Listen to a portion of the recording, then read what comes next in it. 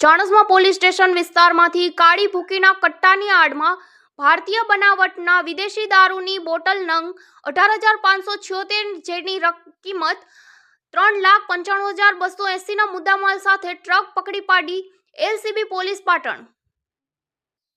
પાટણ જિલ્લાના Chanasma police station વિસ્તારમાંથી પાટણ એસસીબીએ કાળી ભૂકીની કટ્ટાની અંદર ભારતીય બનાવટીનો ઇંગ્લિશ દારૂ પકડી પાડ્યો.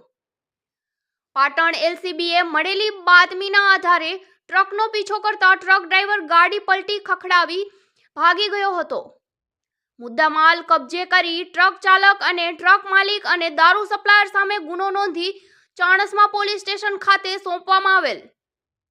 પાટણ એલસીબીની સફળ કામગીરી મહેસાણા તરફથી રાધનપુર તરફથી જતી ટ્રકની અંદર ઇંગ્લિશ દારૂ ભરેલો હોય તેવી પાટણ એલસીબીને મળેલી બાતમીના આધારે પાટણ એલસીબીએ પીછો કરતા કંબોઈ ગામના પાટિયા પાસે ટ્રકમાંથી કૂદકો મારી ડ્રાઈવર ભાગી જતા અંધારાનો લાભ લઈને ટ્રક પલટી મારી ગઈ હતી.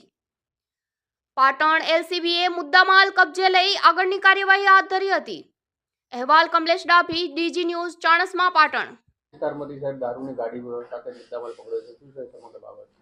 Respected border range IG Chirag Kordiya સાહેબ, જિલ્લા પોલીસ અધિક્ષક વીકે નાઈ સાહેબ નાઓએ પાટણ જિલ્લામાં દેશી અને વિદેશી દારૂ સંબંધિત જે બદીઓ છે એને નેસ્તે નાબૂદ કરવા માટે સૂચન કરવામાં આવેલ. જેને ધ્યાનમાં લઈને એલસીબી પાટણની ટીમ જ્યારે પેટ્રોલિંગમાં હતી ત્યારે એમને ખાનગી રાહે બાતમી મળે કે રાધનપુર મહેસાણા હાઈવે ઉપર વિદેશી દારૂના જથ્થા સાથે એક ટ્રક પસાર થવાની છે.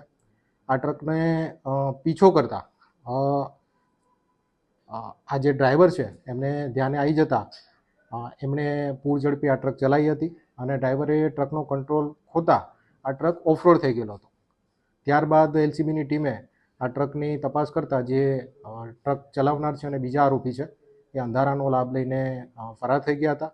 અને આ ટ્રકને ચેક કરતા આ ટ્રકમાં કુલ વિદેશી દારૂની બોટલની વાત કરીએ તો 18,576 નંગ અને એની કિંમતની વાત કરીએ તો ટોટલ 39,95,280 રૂપિયાનો મુદ્દામાલ એલસીબી પાટણની ટીમે સીઝ કર્યો હતો.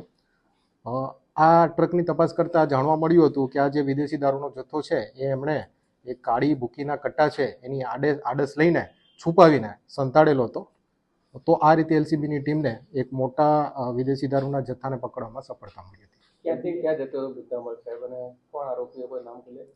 અત્યારે આ ગુનાની તપાસ એલસીબી પીઆર જુનાગઢ સાહેબ ચલાવી રહ્યા છે. ઇન્વેસ્ટિગેશન દરમિયાન એવું જાણવા મળ્યું હતું કે આ જે ટ્રક છે રાધનપુર મહેસાણા હાઈવે ઉપર જઈ રહ્યો હતો અને એમાં ટોટલ 2 આરોપીના નામ અત્યારે તપાસમાં ખુલેલા છે. જે 21 નંબર 1 છે આકાશ ભેવાડા અને 21 નંબર 2 છે બુધારામ બાબુલાલ બિશ્નોઈ અને એની વધુ તપાસ હાલ ચાલુમાં છે.